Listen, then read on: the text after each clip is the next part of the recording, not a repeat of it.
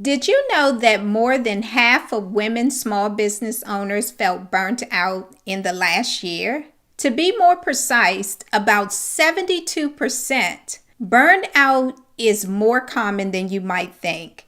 And today I'm discussing one of the 7 biggest mistakes that often lead to this exhaustion. Burnout isn't just about being tired.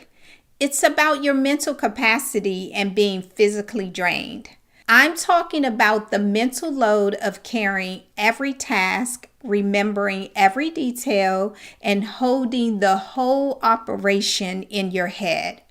I'm talking about being tapped out of ideas, out of energy, out of clarity. That's burnout with a capital B. You're not exhausted because you're not capable.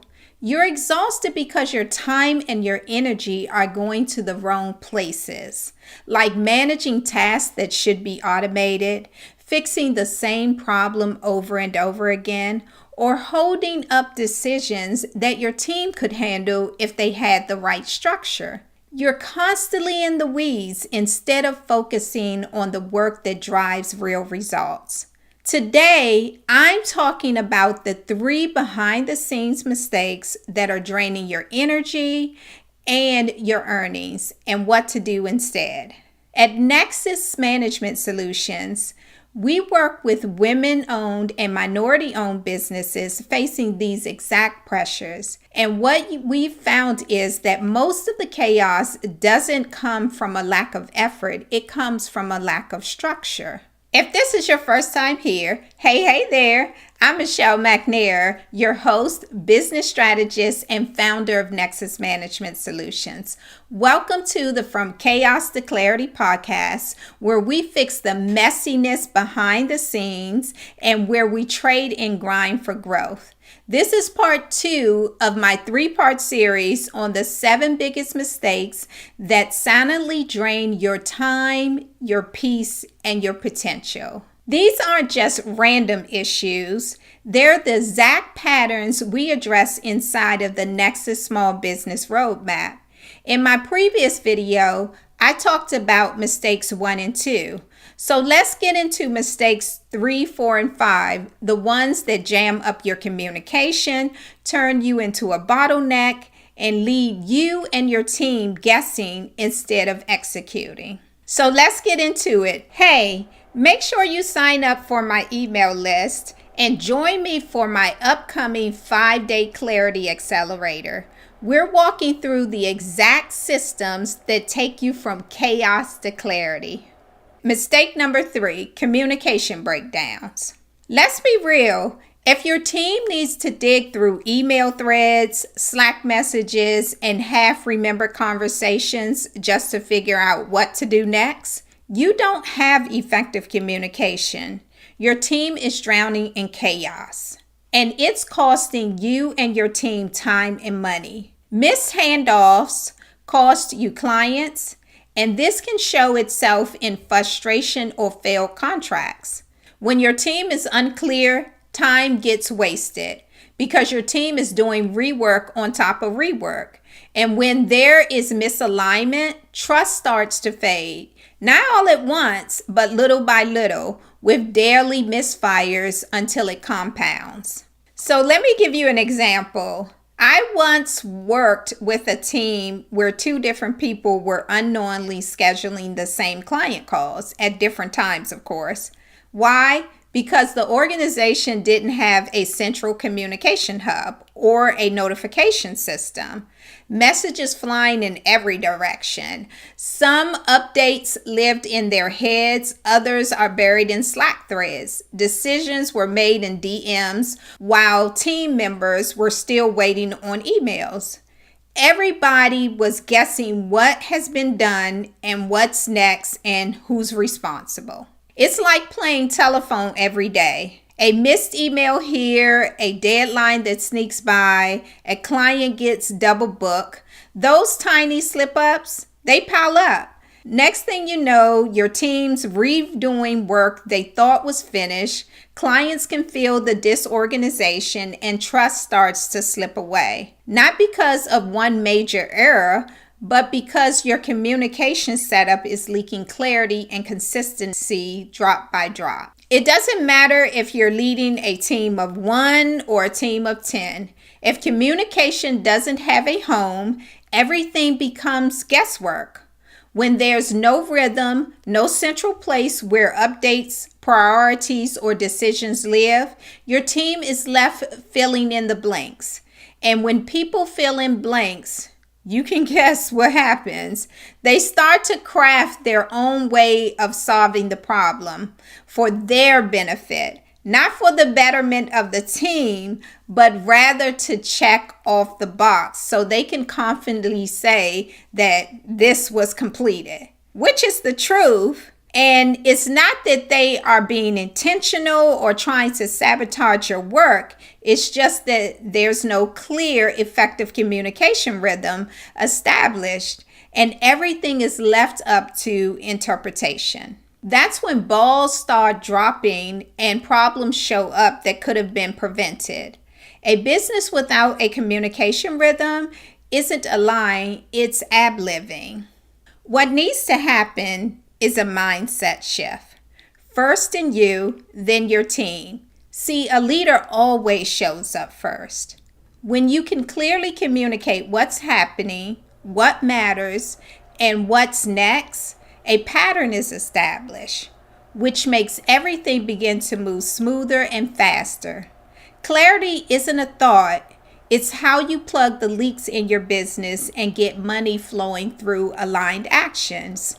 That's how you go from missteps to momentum. So what does that look like in practice? A simple but powerful fix would be to start with weekly check-ins. In Agile project management, which is a flexible, iterative approach to managing projects, these are called stand-ups. They're short, structured meetings where everyone shares what they did, what they're doing next, and where they might be stuck. It keeps communication tight, transparent, and moving. Some teams have daily stand-ups. It depends on the size and the complexity of the team and the project, but every team member, even if it's just you and one other person, shares 2 things. What got done last week and what's next. That's it. It's a simple but powerful move. Simple is powerful. Consistency is the secret. And you don't need to have 10 apps to have an effective communication rhythm. When communication is predictable, people feel safer, move faster, perform better, and you stay in the know. And if it's just you right now, start the habit anyway. Create a weekly log where you document what you did, what's next, and what's slowing you down. Solo doesn't mean alone. It means you're laying the foundation. You're setting the tone for how communication will work when your future team shows up. You have to practice before you can perform it. And that log that you're building, it's becoming your playbook, your proof of progress, and your onboarding guide, all in one.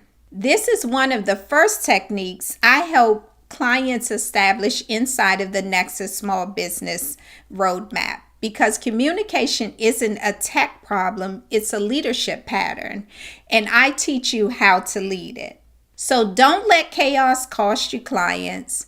Don't let unclear communication waste your team's talent, and don't let silence steal your revenue. Let's move on to mistake number 4, founder bottleneck syndrome. Here's a reality I want you to sit with. If everything in your business routes through you, you're not the CEO, you're the system.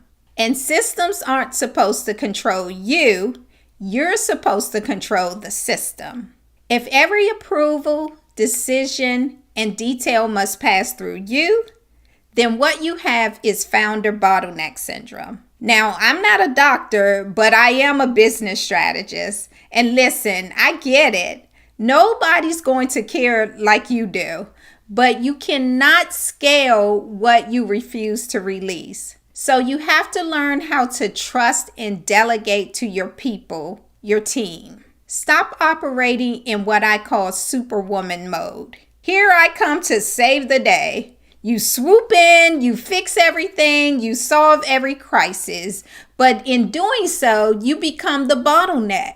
You create a business that can't function without you, meaning your business success is capped by your personal capacity. If you're the only system, your business only grows as far as your energy can stretch. And what happens when you keep trying to run everything through yourself? Here are the consequences. You probably already know this, but I'm going to say it out loud so you can really get it. You burn out, your team stalls out, and nothing moves without your fingerprint on it. Let me break it down this way. When I returned to the corporate world, one thing kept showing up. Leaders who had to touch everything, every task, every decision.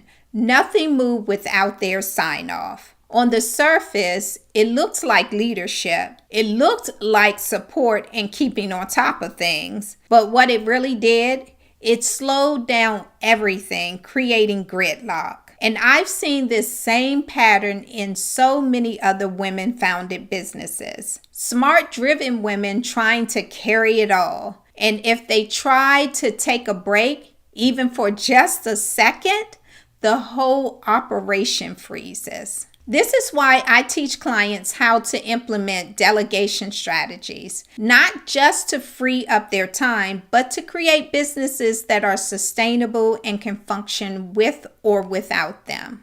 Here's the mindset shift you'll need to make. If you are the system, the bottleneck, then your business can't grow beyond your capacity. Learning how to trust your people, build processes, and release control in the right ways will push you towards leadership habits and not management habits. So how can you begin to fix this? You start by applying delegation rules.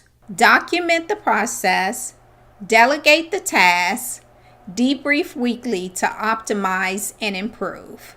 Within a month, that shift could put roughly 12 hours back on your calendar each week. That's 3 full work days every month. Time you could spend on revenue generating work, strategic planning, or just needing to unplug. All because you stopped being the only one holding the how and instead built a process so someone else could run with it. And again, if you're a solo entrepreneur, let's start getting into the habit before you hire, so the transition doesn't slow you down or feel overwhelming as you add in a new routine. Think about it this way. If I had a team, to whom would I delegate this responsibility? This will prepare you for hiring, and not just a hire, but the right hire for the right role when the time comes. That's how CEOs delegate.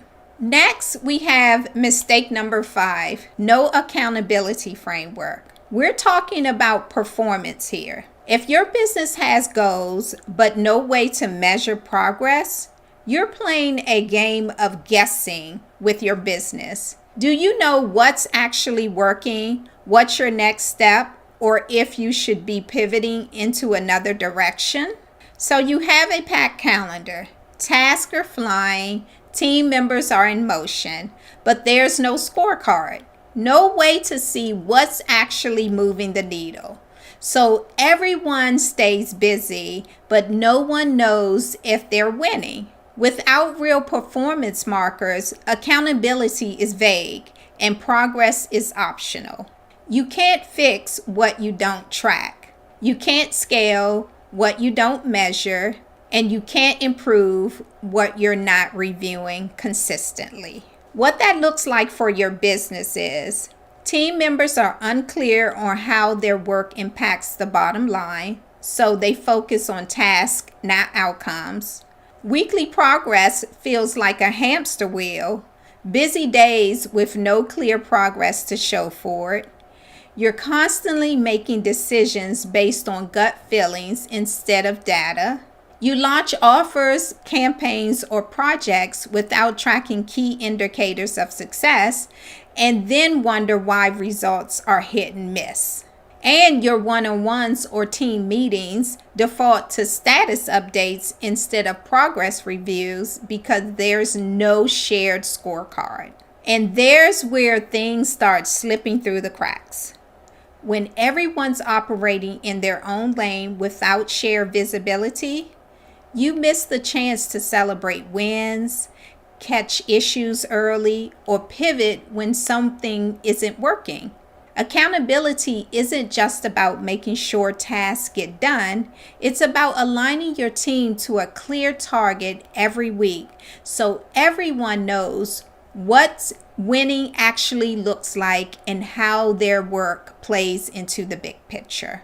The mindset shift. What gets measured gets managed and improved. When you know your numbers, you stop guessing and start leading. Metrics don't just show progress, they show patterns, opportunities, and weak spots. They give you the confidence to pivot when something's not working and the clarity to double down when it is. The shift here is understanding that data isn't just for big corporations. It's the lifeblood of small decision making at every stage of growth in your business. So how do you fix this? 1, you pick 2 to 3 performance metrics that tie to profits, like client retention emails, open rates, or your lead to close ratio. These aren't vanity numbers. They give you a clear picture of what's working and what needs to shift. And then 2, review them weekly, either solo or with your team, and use them to guide decisions, improve focus, and adjust strategy. At Nexus, I help clients implement lightweight, customized scorecards that give them immediate insight without creating extra admin work. You don't need a fancy dashboard or a complex spreadsheet. You just need a few consistent metrics you can track every week, like how many leads turned into sales, how many clients stuck around, or how many emails actually got open. Clear visibility over those basics will tell you more about your business than hours of guesswork. Numbers tell the truth faster than feelings. That's how you lead with clarity. Each of these mistakes can quietly cost you thousands in revenue, and none of them require a big team or big tech fix. It just takes intention, a clear path, and the discipline to stop doing what's familiar and start doing what actually moves the needle.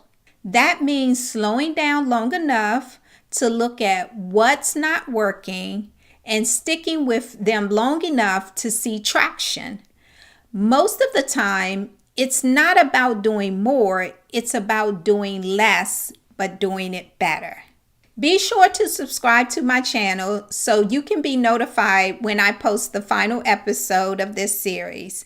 I'll unpack mistakes 6 and 7, the ones that destroy momentum and leak profit behind the scenes. Hey there! If you felt seen today, this space is just for you. Subscribe to my channel so you can stay updated, drop a comment, ask a question, and share this episode with another woman who may need to hear it. If you're ready to take action right now, grab my resource, The 7 Profit Draining Mistakes Keeping Women Business Owners Stuck. The link is waiting for you in the description below. And if you want to go deeper, hop on my email list. Because real strategy doesn't live in your feed, it lives in your inbox. That link is in the description below as well. Also, get on the list for my upcoming 5-day Clarity Accelerator. We're walking through the exact systems that take you from chaos to clarity. You've been listening to the From Chaos to Clarity podcast with Michelle. Remember, chaos doesn't have to be your norm. Structure creates freedom, growth builds momentum, and leadership changes everything. Let's go get it.